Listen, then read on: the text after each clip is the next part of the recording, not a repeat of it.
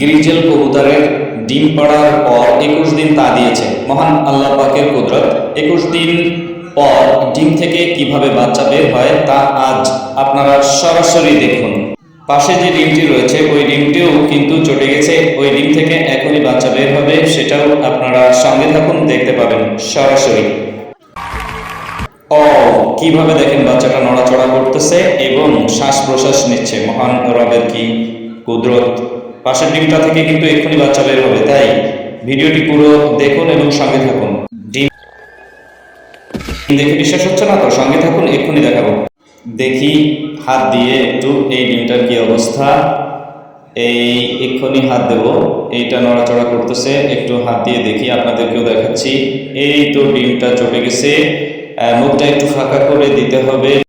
চাচারে জিগাইছিলাম ভোটটা দিবেন কোনখানে, যাতে করে বাচ্চাটা এক্ষুনি বের হতে পারে। আপনারা দেখতে থাকুন, এক্ষুনি দেখাবো।